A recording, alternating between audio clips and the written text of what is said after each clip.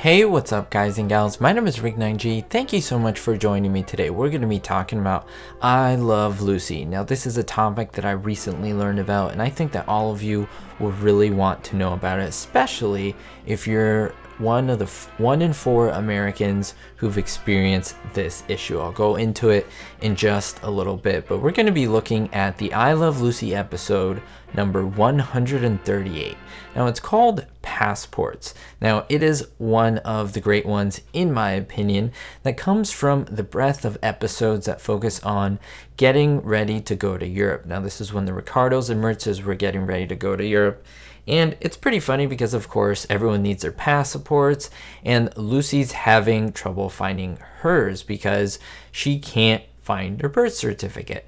And it's just such a mess, such a kind of a crazy episode all in all, but I think it builds up to the crescendo at the end. The ending is great when there is this steamer trunk that Fred brings in the beginning of the episode, and it's there at the apartment for pretty much the entire episode.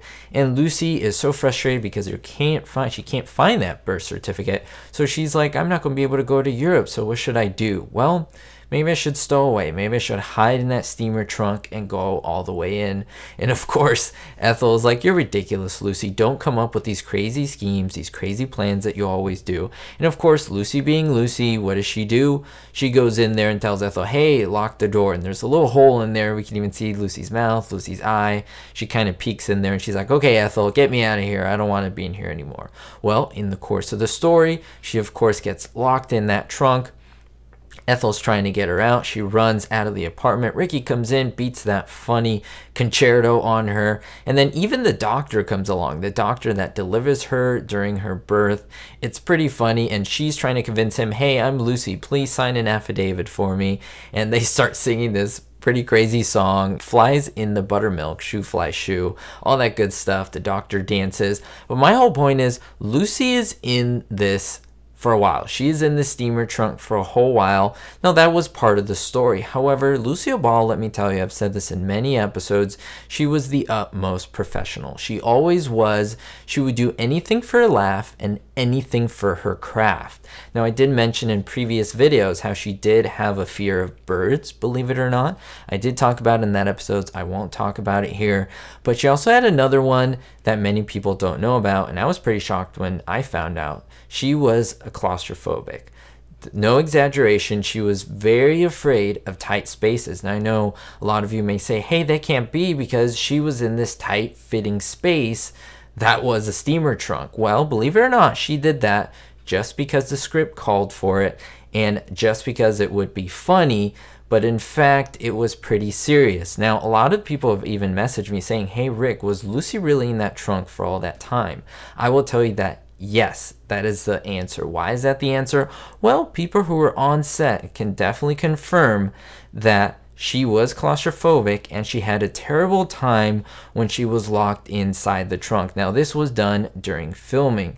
She actually suffered a real, honest to goodness, panic attack during filming. This is very important to know.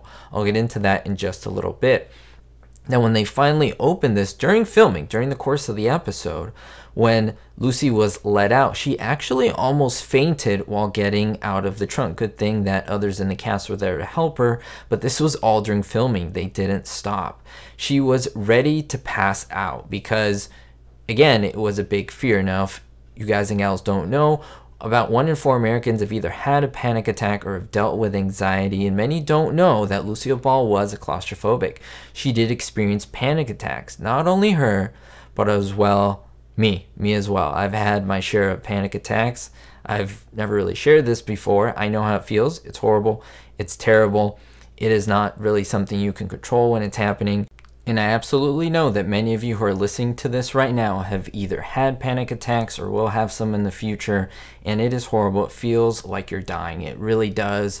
All of your bodily functions, your heart, your chest, your lungs, all of that stuff starts to beat quicker, and you start sweating, and you get all of these physical reactions that won't actually do anything to you, but a lot of it is stress, anxiety, fears, phobias, and is very real. It's very real, very scary. And I would like to really know in the comments down below, If any of you have experienced this, maybe we can support one another. If anyone is going through this right now, you are able to fight through this. You are able to conquer it. It takes some time, but let me tell you, I was there and I'm at the point where I no longer have those.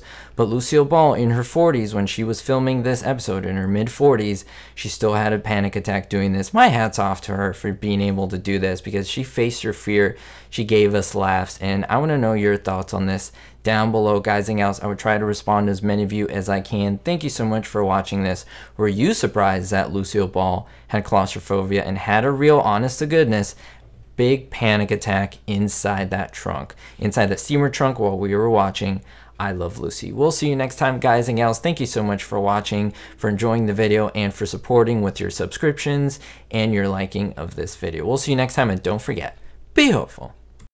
Thank you so much to all my supporters on Patreon, especially my Diamond tier patrons: Tommy G, Citizen Kane 359, Grace U, Sally N, David D, and Ricky. You can find exclusive content on Patreon at different tiers. Go ahead and check it out, and thank you so much.